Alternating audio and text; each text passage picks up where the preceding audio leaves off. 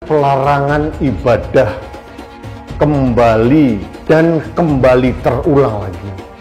Apa salahnya sih orang berdoa? Rumah doa itu kalau di Islam seperti musola. Kita sering sekali berdoa di musola, bahkan sholat Jumat di pelataran, di parkiran, di gedung apapun, bebas kita. Bahkan kadang-kadang tidak di masjid, kadang-kadang mengkooptasi jalan, tempat parkir. Umat Islam juga sering kok berdoa bukan di masjid. Kita mengadakan acara di rumah, acara kadang-kadang menutup jalan. Apa nggak malu kalau kita dikembalikan seperti itu?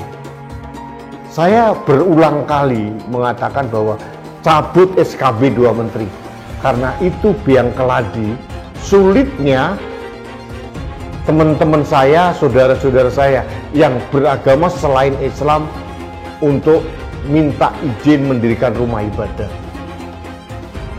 Tapi sampai detik ini, sampai 10 tahun pemerintahan Pak Jokowi hanya janji dan janji melulu dan tidak pernah ditepati.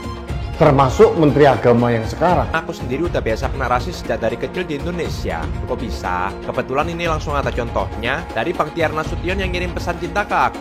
Gak usah banyak cincong lah Cina, terserah mahasiswa. Lo gak usah setir-setir mahasiswa Indonesia. Tapi jujur dirasisin model kayak gini aku udah biasa sih. Yang paling aku inget, dulu pas masih kecil di kampung, aku sering banget diteriakin, "Oi kinokolop, kinokolop." Kolop itu kalau dalam bahasa Jawa, maksudnya anunya belum disunat. Saking jengkelnya, pengen rasanya aku kejar bocah itu dan aku tunjukin, kalau ini loh, aku juga udah disunat. Kadang bingung juga ya, kalau dibilang orang Cina, tapi bahasa ibuku bahasa Jawa. Kalau mengutip Bung Novi Basuki, seorang santri yang mengambil S1 sampai S3-nya di Cina, anti terhadap China di Indonesia ini khususnya masih sangat besar sekali.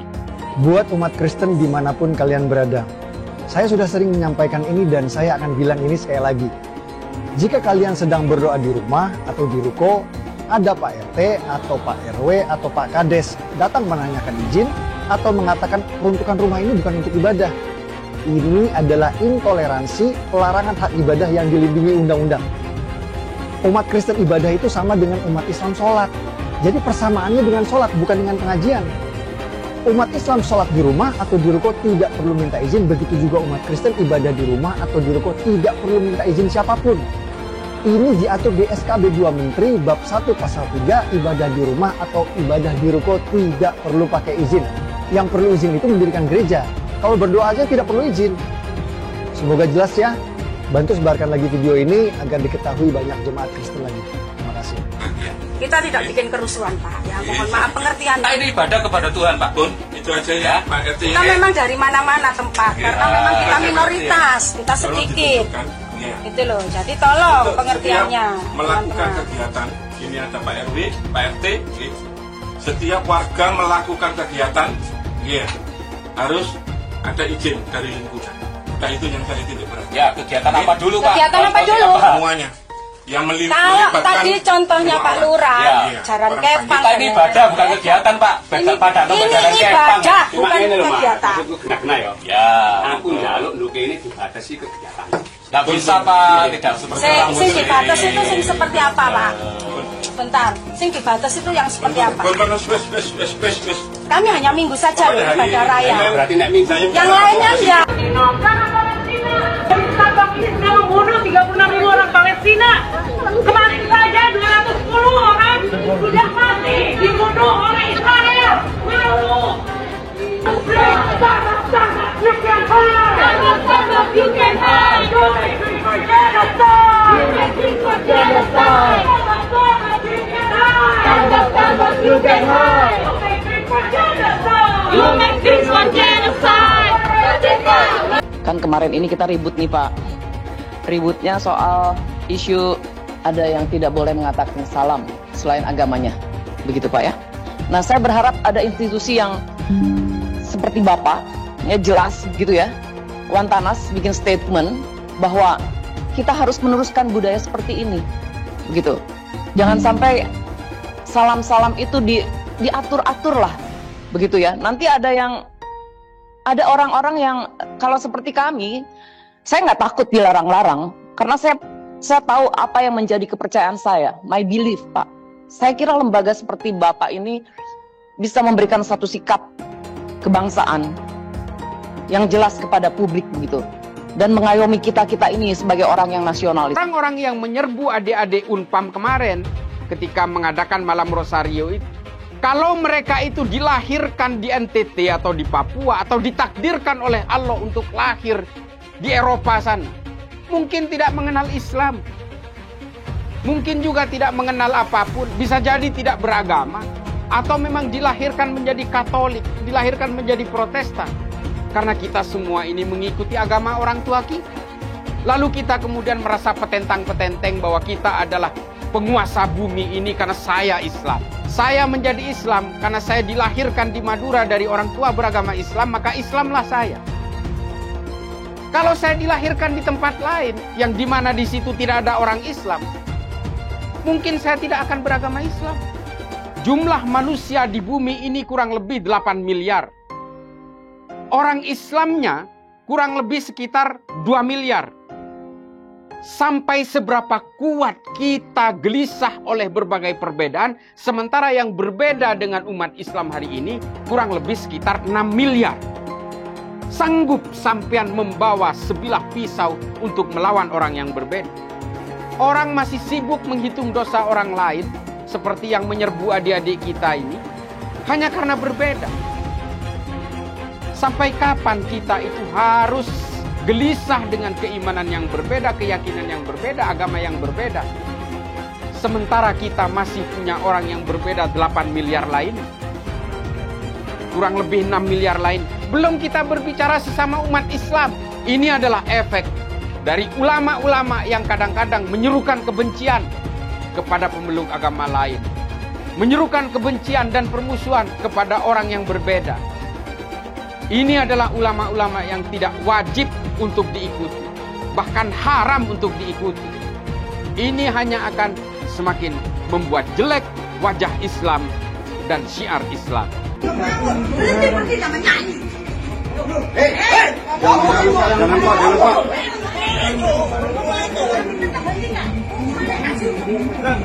Belum kering mulut ini bahas pembubaran ibadah mahasiswa Katolik di Tangsel, sudah terjadi lagi pembubaran doa di rumah di PCI Perumahan Cermi Indah Kabupaten Gresik. Jemaat lagi doa di rumah, digeruduk warga yang ngamuk minta supaya jemaat berhenti nyanyi-nyanyi. Klarifikasi pengurus RW, katanya di perumahan itu dilarang ibadah di rumah. Pak RW, kenapa yang tidak boleh ibadah di rumah cuma yang Kristen aja? Kenapa yang Islam masih boleh sholat di rumah? Kalau memang dilarang ibadah di rumah, ya yang Muslim juga tidak boleh dong sholat di rumah. Kalau cuma berlaku ke warga Kristen aja, itu namanya diskriminasi SARA dan fobia sama agama Kristen, Pak RW. Yang kayak gini mau protes penindasan Zionis, sementara di negeri sendiri jadi Zionis, nindas ke umat Kristen. Umat Islam boleh ibadah sholat di rumah, tapi umat Kristen tidak boleh ibadah nyanyi di rumah. Ini pemahaman Zionis syariah yang harus kita lawan bersama. Selama belum ada itikat baik dari pemerintah untuk mitigasi fobia Kristen yang semakin menjadi-jadi ini, umat Kristen harus bangkit lawan pemahaman Zionis syariah yang melarang ibadah di rumah. Ibadah di rumah adalah hak yang dilindungi undang-undang. Teman saya ngadain ibadah doa Maria. Terus RT ngomong, RT namanya siapa? Namanya Diding. Lu nggak ngargain gue jadi RT di sini. Udah gue bilangin kagak boleh ibadah di sini. Kalau lu mau ibadah ke gereja sono. Kalian berani tidak menghargai saya sebagai RT di sini gitu. Mahasiswi yang sedang melakukan ibadah umat Kristen. Lalu terjadilah pemukulan bahkan pembacokan yang hari ini kami laporkan. Assalamualaikum. Saya mau meluruskan narasi sesat rumah tidak boleh dipakai ibadah dan ibadah itu harus di gereja. Ini narasi sesat dan biadab. Kalau rumah tidak boleh dipakai ibadah, berarti kita umat Islam juga tidak boleh sholat di rumah. Sholat wajib di masjid. Tapi kan faktanya kita umat Islam boleh sholat di rumah. Begitu juga kalian umat Kristen. Ya boleh ibadah di rumah. Boleh ibadah di rumah. Jadi kalau kalian umat Kristen dilarang ibadah di rumah dengan narasi ibadah harus di gereja, itu adalah narasi sesat yang berbau Kristenfobia dan diskriminasi SARA. Lawan. Ayo, galakan ibadah di rumah. Hak beribadah di rumah adalah hak kalian yang dilindungi undang-undang. Hak kalian yang dilindungi undang-undang. Sebarkan lagi video ini, lawan Kristenfobia, lawan diskriminasi SARA. Dengan ini menyatakan menolak pemberian izin rekomendasi dan pembangunan sarana ibadah non-muslim di wilayah Sindang Jaya. Terima kasih. Assalamualaikum warahmatullahi wabarakatuh. GKJ Bandung berdiri dari tahun 1926 sampai hari 97 tahun. 97 tahun. Berarti bisa dikatakan GKJ lebih tua daripada kemerdekaan Republik Indonesia. Itu dia. Tapi yang aneh itu, dulu sebelum merdeka bisa mendirikan gereja. Nah setelah merdeka, lah kok susah mendirikan gereja. Setidaknya 200 gereja disegel dan ditolak dalam 10 tahun terakhir. Dan yang terbaru adalah pelarangan kegiatan ibadah yang terjadi di daerah Padang. Dan itu belum termasuk pelarangan kegiatan ibadah yang belum sempat viral ataupun diketahui oleh semua orang. Pertanyaannya, bukankah di Undang-Undang Pasal 29 tahun 1945 mengatur tentang negara yang menjamin kemerdekaan penduduknya untuk memeluk dan beribadat menurut agama dan kepercayaannya masing-masing? Lantas kenapa kami mendapat perlakuan yang berbeda? Dari dulu saya sudah mengingatkan kalau MUI bisa jadi sarang sebenarnya dari kelompok radikal. MUI dengan segala kelebihannya adalah rumah terbaik bagi kelompok radikal untuk menguasai dan mengkapitalisasi umat muslim di Indonesia. Inilah kelicikan yang membawa nama agama. Setiap tahun ada saja kontroversi yang mereka keluarkan yang tidak membawa kesejukan dalam bernegara. Saya sendiri nggak tahu gunanya MUI itu apa. Ngeri memang MUI ini. Dengan label ulama, mereka menguasai penuh fatwa untuk umat Islam di Indonesia. Selain itu, selama bertahun-tahun mereka menguasai sertifikat halal di Indonesia dengan konsumen jutaan produk dan dananya tidak teraudit. Halo para elit MUI, jangan kira kalian bisa berlindung di balik label ulama. MUI pada dasarnya adalah sebuah LSM. Walaupun tidak memiliki otoritas yang resmi, sayangnya MUI kelihatan abai dalam hal menjaga keharmonisan hubungan antar umat atau antar aliran. Sering terdengar berbagai bentuk penolakan dan kekerasan dilakukan terhadap hak beribadah umat Kristen. Walaupun bukan sebuah lembaga negara atau otoritas resmi, MUI ini adalah lembaga yang didengar pendapatnya oleh umat Islam.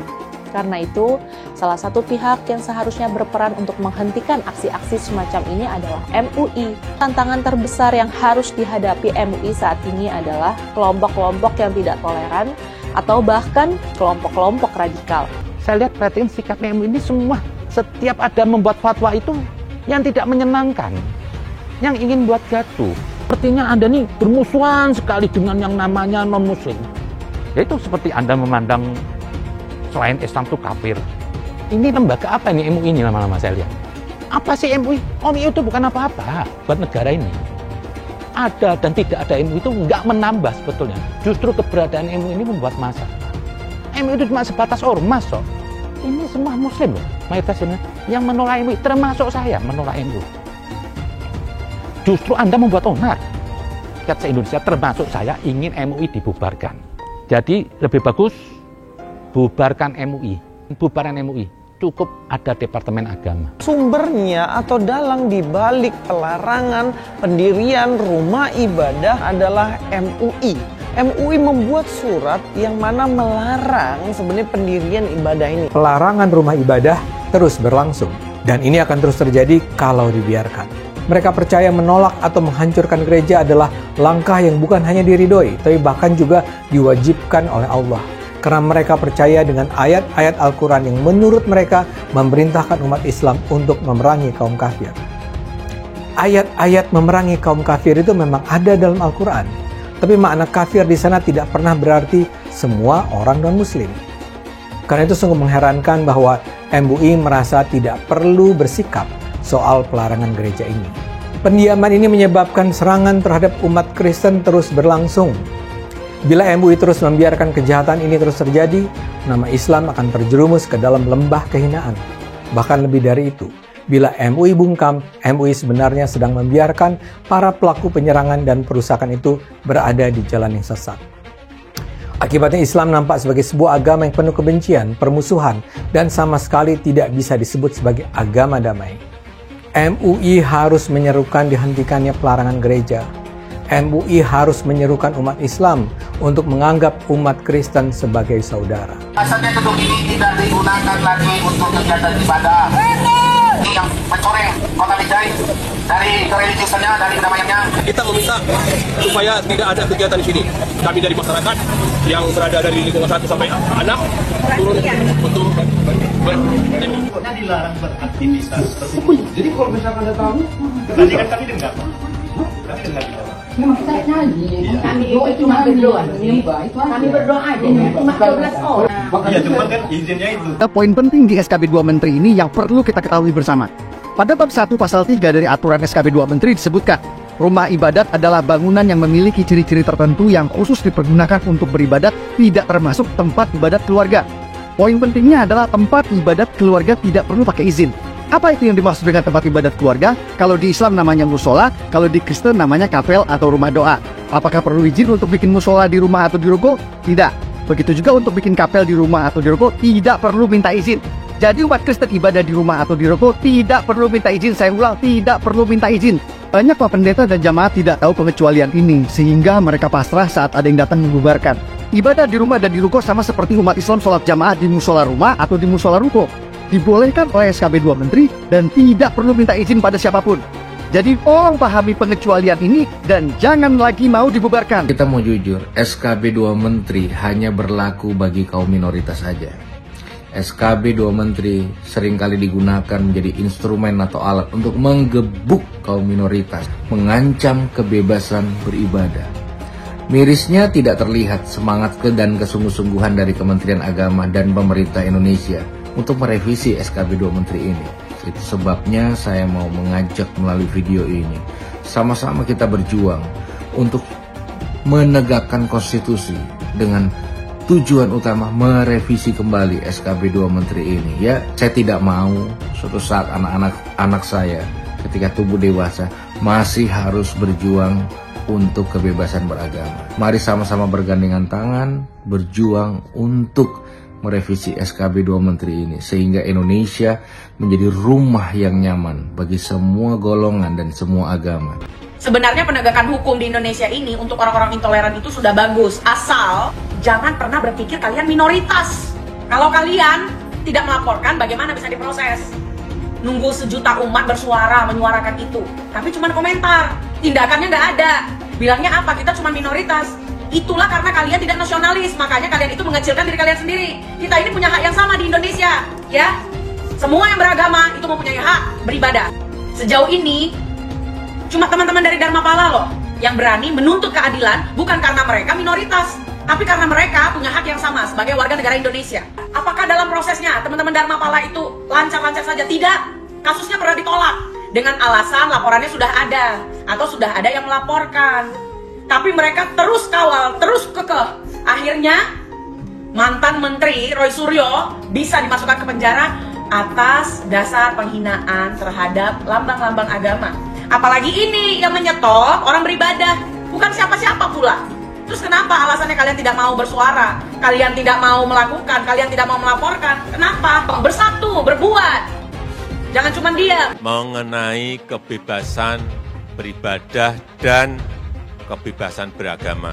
Beragama Kristen, Katolik, Hindu, Konghucu, hati-hati, ini memiliki hak yang sama dalam beribadah. Beragama dan beribadah itu dijamin oleh konstitusi kita, dijamin oleh Undang-Undang Dasar 1945, Pasal 29 ayat 2. Dandim, Kapolres, Kapolda, Pangdam harus ngerti ini. Jari, Kejati, FKUB misalnya, maka tidak memperbolehkan membangun tempat ibadah. Hati-hati loh, konstitusi tidak boleh kalah dengan kesepakatan. Karena saya lihat masih terjadi. Kadang-kadang saya berpikir sesusah itukah orang yang akan beribadah. Sedih kalau kita mendengar.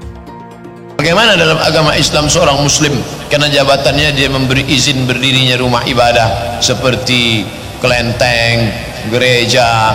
Dia dapat dosa jariah, mengalir terus sampai hari kiamat. Setiap berbunyi teng teng, bisa dibelangkung malaikat, teng kelompang, teng kelompang, teng kelompang, teng kelompang. Rasakanlah tuh, rasakan. Pancasila Soekarno, ketuhanan ada di pantat. Anak Tuhan dari mana? Kalau Yesus anak Tuhan, bidangnya siapa? Besok di seluruh wilayah Indonesia kami katakan dalam. Karena di salib itu ada jin kafir. Karena di salib itu ada jin kafir. Karena di salib itu ada jin kafir. Haleluya. Kepalanya ke kiri apa ke kanan? Kepalanya ke kiri apa ke kanan? Tetap percaya salib itu lambang mulia, bukan jin. Kok ketawa? Aku nggak nyindir siapa-siapa. Hai teman-teman, tahun ini adalah tahun yang bagus untuk trading di market kripto, terutama Bitcoin dan kripto lainnya. Teman-teman bisa gunakan kesempatan ini untuk mencari cuan dengan trading di market kripto. Untuk trading, teman-teman cukup registrasi dengan menggunakan link di kolom deskripsi, lalu deposit, tentukan apa yang ingin kalian tradingkan, lalu tekan tombol buy. Sesimpel itu. Untuk minimal deposit, cuman Rp400.000 saja. Kita tidak dikenakan fee sama sekali. Saat ini lagi ada promo spesial. Welcome bonus buat kamu yang register dan deposit. Teman-teman akan dapatkan 100% dari jumlah deposit pertama. Contohnya teman-teman deposit 1 juta, maka akan menjadi 2 juta. Karena welcome bonus 100% dari jumlah depositnya. Jika ada pertanyaan, teman-teman bisa hubungi WhatsApp di kolom deskripsi. Saya juga mau mengajak teman-teman untuk bergabung di komunitas trading yang ada di kolom deskripsi. Di sana saya akan memberikan sinyal trading yang bisa teman-teman ikuti. Seperti biasa, kalau kamu suka dengan video ini, jangan lupa komen, klik like, dan subscribe. Sekarang ini sedang berlangsung perselisihan antara dua kubu Islam. Yang pertama adalah mereka yang mendukung para habib. Sementara di kubu seberang adalah mereka yang mempertanyakan kesucian para habib. Pertarungan ini diwakili perselisihan antara Habib Bahar Smith dan Habib Rizik Syihab melawan Haji Rhoma Irama. Dalam konflik Rhoma versus Bahar dan Rizik, persoalannya jadi agak lain. Ketiga tokoh ini sebenarnya sama-sama menolak anggapan bahwa keturunan Nabi itu sakral. Yang pertama melontarkannya adalah Haji Rhoma. Tapi lucunya, Bahar dan Rizik malah mati-matian menyerang Rhoma. Jadi ini terkait dengan podcast Rhoma Irama Official. Judulnya, Tulus dari Jari yang Paling Dalam, Begini Pesan Rhoma untuk Para Muhib. Rhoma tampil dengan cara yang santun dan tenang. Dia bahkan menyebut dirinya muhibbin alias para pecinta para habib. Dia mengaku bersahabat dengan Habib Rizik Syihab, Habib Ali Kuitang, dan banyak lainnya. Pertentangan ini bergulir tak karuan sehingga berlontaran maki-makian yang memalukan. Yang jadi pokok keramaian adalah soal Habib. Anda sering kan mendengar istilah ini digunakan di Indonesia? Istilah Habib itu merupakan sebutan bagi seseorang yang dipercaya berada di bawah garis keturunan Nabi Muhammad. Suatu kali dia diundang sebagai penceramah di Masjid Ar-Rahmah, Tebet Timur. Ternyata penceramah pertamanya, seorang senior, bercerita tentang keistimewaan Habib dan keturunannya. Si penceramah senior itu mengatakan bahwa seorang anak Habib, yang artinya adalah keturunan Nabi Muhammad, walau bermabuk-mabukan, berzina, mencuri, berjudi, tetap akan jadi ahli surga, akan masuk surga. Jangan diomelin, biarin aja, dia itu ahli surga, kata si penceramah. Pertanyaan yang sering diajukan adalah, apakah seorang Habib itu punya posisi istimewa dalam umat Islam? Apakah Habib sedemikian istimewa sehingga dia bebas dari kesalahan dan dosa? Itu adalah substansi yang sering dibicarakan dalam pembicaraan soal Islam. Penjelasan itu ternyata sangat mengganggu Rhoma muda. Saat dia diberi kesempatan berceramah, dia dengan segera melontarkan koreksi.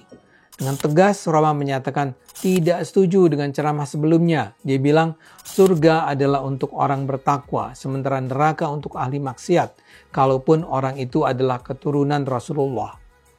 Rhoma juga mengutip hadis yang menunjukkan kata Nabi Muhammad bahwa kalau sampai anak perempuan yang disayanginya, Fatimah, mencuri, Nabi tetap akan memotong tangannya. Jadi kata Rhoma, jelas tidak ada privilege bagi keturunan Nabi Muhammad. Pernyataan itu membuat masjid ribut. Rhoma muda sendiri diomeli oleh pengelola masjid karena dianggap kurang ajar. Dia juga dipanggil pemilik masjid yang memberi nasihat padanya. Misalnya ada Habib yang menyatakan, Ada darah Nabi di tubuhku. Jika kau menyakitiku, kau juga menyakiti Rasul. Atau ada juga yang menyatakan satu Habib bodoh lebih baik dari 70 kiai yang alim. Atau ada yang bilang kaki Habib lebih mulia daripada kepala kiai. Menurut Roma, doktrin semacam itu tidak baik bagi umat Islam. Roma dan Al-Asquri juga membahas ayat-ayat Al-Quran yang disalahartikan sehingga seolah-olah Allah mensucikan keturunan Nabi Muhammad, padahal maknanya sesungguhnya jauh dari itu. Kata si pemilik masjid, apa yang disampaikan Roma itu benar. Tapi kalau Roma menyampaikannya secara terbuka seperti itu, akan menimbulkan perpecahan. Jadi Roma dinasihati agar tidak lagi bicara semacam itu demi uhwah Islamiyah. Sejak saat itulah, kata Roma, ia mengubur dalam-dalam pandangannya tentang Habib di dalam perutnya. Dengan itu pula ia bisa bersahabat dengan para Habib. Tapi sekarang 50 tahun kemudian, Roma merasa bersedih mendengar masih ada oknum-oknum Habib yang berdakwah dengan cara yang dulu dikritiknya. Seperti Anda lihat, Roma tidak sedang menyerang Habib. Dia hanya menyatakan Habib itu tidaklah sakral dan dapat dihukum Tuhan karena ia berdosa. Yang menentukan posisi seseorang adalah ketakwaannya, bukan kehabibannya. Tapi masalahnya ternyata ada Habib-Habib yang tersinggung dengan podcast Roma itu. Yang paling keras bereaksi adalah Habib berambut pirang, Bahar Smith. Dia bilang Roma itu fitnah dan mau jelek-jelekin keluarga keturunan Nabi. Bahar bahkan sampai mengatakan Roma itu bacot dan main begal nasab. Buat saya ini sangat mengherankan. Mengapa Bahar harus marah-marah? Padahal dia dan Roma sebenarnya sejalan dalam hal penyikapan tentang Habib. Tapi bukan hanya Bahar yang marah-marah. Habib lain yang ngomel adalah Rizik Syihab. Ia memang tidak menyebut nama secara spesifik, tapi siapapun tahu pasti yang dia tuju adalah Rhoma Irama. Rizik bilang, ada seorang tokoh lanjut usia yang di podcastnya bicara seenaknya bahwa ada doktrin begini begitu tentang Habib. Lalu Rizik mengatakan, hati-hati, saya nasihati Anda. Umur Anda sudah lebih dari 80 tahun. Sudah tua, sudah lanjut usia. Jangan sampai su'ul khotimah. Takutlah kepada Allah. Su'ul khotimah itu artinya akhir yang buruk. Bahar pun mengajak para jamaahnya untuk tidak percaya dengan pernyataan Rhoma Irama. Dan kasar dia bilang, kalau memang ada Habib yang ngomong begitu, saya yang bantai dia di depan Rhoma Irama. Bahar menegaskan semua Habib, meskipun keturunan langsung Nabi Muhammad, jika berbuat dosa tidak perlu diikuti. Pun jika ada Habib mengajak kemaksiatan, maka sudah pasti masuk neraka. Kami para habaib tidak pernah diajarkan seperti itu, kata Bahar. Walaupun nasab kami mulia, walaupun kami anak cucu Nabi, tapi kalau berbuat dosa, kalau berbuat maksiat, tetap tempatnya neraka. Tapi kalau dipikir-pikir, barangkali juga kemarahan mereka ini adalah ekspresi ketidaknyamanan mereka akhir-akhir ini terhadap banyaknya keraguan tentang posisi kehabiban di Indonesia. Beberapa tahun terakhir ini memang meluas pertanyaan-pertanyaan yang diajukan tentang apakah Habib itu memang sebuah posisi yang layak dihormati. Bahkan ada studi ilmiah yang menunjukkan bahwa para Habib di Indonesia hampir pasti bukanlah keturunan Nabi Muhammad. Sangat mungkin ini semua mengganggu kenyamanan mereka. Rizik juga mengingatkan agar Rhoma tidak menyebar fitnah bahwa ada doktrin bahwa Habib bebas dari dosa. Ia juga menjelaskan bahwa dia tidak pernah diajari ayahnya, kakeknya, pamannya, guru-gurunya bahwa sebagai Habib dia boleh mabuk, tidak sholat, dan berzina. Rizik bahkan menyatakan siap menghukum Habib yang mengajarkan ajaran bertentangan dengan agama Islam. Bagi saya, kemarahan Bahar dan Rizik ini sungguh mengherankan. Kemarahan mereka sama sekali tidak pada tempatnya. Bukankah mereka menyetujui pandangan Rhoma? Mengapa mereka justru menuduh Rhoma menyebarkan fitnah? Bukankah mereka seharusnya bersekutu? Dan kini ketika bahkan seorang Rhoma Irama yang mereka harapkan seharusnya membela mereka membuat podcast berisi keraguan tentang kesakralan Habib, mereka memilih tidak akan lagi diam. Mereka mengaum marah. Tapi sayangnya kekalapan mereka justru semakin memperlihatkan kepada publik bahwa kalaulah mereka adalah keturunan Nabi Muhammad, itu sama sekali tak menjamin kualitas keislaman mereka. Saya sendiri percaya di hadapan Tuhan kita semua pada dasarnya sama. Kualitas kita ditentukan oleh apa yang kita lakukan, bukan oleh garis keturunan kita. Haji Roma, ayo terus suarakan kebenaran. Kelurusan pandangan Anda pasti akan banyak diperhatikan. Masalah intoleransi semakin tak terbendung. Lebih dari 200 gereja ditutup secara paksa 10 tahun belakangan. Yang paling mencolok adalah kasus intoleransi 3 tahun terakhir ini. Banyak sekali kasus pembubaran rumah ibadah akhir-akhir ini. Itu yang viral. Bagaimana yang tidak viral? Tentu lebih banyak lagi. Alasan pembubaran selalu menggunakan alasan izin. Dan selalu FKUB tidak memberikan izin. Jika tidak perlu lagi rekomendasi daripada FKUB, maka ini akan membantu umat minoritas. Sebetulnya tidak usah memakai alasan izin karena puluhan ribu musola di Jawa Barat dibangun tanpa menggunakan izin. Itu di Jawa Barat saja, gimana di seluruh Indonesia? Mungkin ada ratusan ribu hingga jutaan masjid di Indonesia yang tidak mempunyai izin. Jadi jelas kalau kita membandingkan masalah izin, terjadi ketidakadilan. Seperti yang kita ketahui, banyak sekali musola tidak mempunyai izin. Umat mayoritas bisa membangun rumah ibadah tanpa menggunakan izin. Adapun SKB 2 Menteri, bab 1 pasal 3, orang Kristen yang mau bikin rumah-rumah doa di rumah atau di ruko, sebetulnya tidak perlu meminta izin. Dan juga dalam SKB 2 Menteri, pasal 13 dan pasal 14, peraturan bersama Menteri Agama dan Menteri Dalam Negeri, nomor 9 dan nomor 8 tahun 2006, mengamanatkan kepala daerah untuk memberikan izin, sementara sebagai bentuk fasilitasi negara dalam mencarikan solusi pendirian rumah ibadah. Jadi dalam SKB 2 Menteri, sebetulnya kepala daerah harus memfasilitasi dalam memberikan perizinan pendirian rumah ibadah. Akan tetapi dua pasal ini dianggap tidak ada oleh ormas-ormas preman berjubah agama itu. Yang dipermasalahkan oleh ormas preman berjubah agama itu selalu rekomendasi FKUB yang ada di SKB 2 Menteri. Semoga rekomendasi FKUB yang ada di SKB 2 Menteri bisa dihilangkan. Menurut saya selama SKB 2 Menteri tentang rekomendasi FKUB tidak direvisi, maka masalah-masalah penolakan rumah ibadah agama lain di tempat-tempat lain di seluruh Indonesia akan terus terjadi. Konstitusi jelas memberikan jaminan perlindungan negara kepada orang untuk beragama dan melaksanakan ibadah sesuai dengan kepercayaan dan agamanya. Maka tidak boleh tunduk pada kesepakatan. Bunyi pasal 29 ayat 2 Undang-Undang 1945, negara menjamin kemerdekaan tiap-tiap penduduk untuk memeluk agamanya masing-masing dan untuk beribadah menurut agama dan kepercayaannya itu. Mulai saat ini jangan diam. Bila rumah ibadahmu dibubarkan, kita sudah punya undang-undang yang melindungi. Bukan hanya itu, SKB 2 Menteri juga sebetulnya melindungi umat minoritas. Jadi ayo bantu sebarkan video ini supaya semakin banyak yang mengetahui tentang hal ini. Menurut saya pemerintah pusat harus terus berkomunikasi dengan para pemuka agama atau penceramah agama yang selama ini masih merasa dan percaya bahwa kehadiran gereja adalah hal yang harus ditolak. Dan para pemuka agama itu harus sadar bahwa menolak pembangunan gereja bukan saja bertentangan dengan konstitusi, tapi juga bertentangan dengan ajaran agama itu sendiri dan juga akhlak. Jadi menurut kalian, kenapa ada keinginan untuk menutup atau mengganggu rumah ibadah agama minoritas? Apa alasannya? Tuliskan menurut kalian apa alasannya, dan kita akan bahas di video selanjutnya.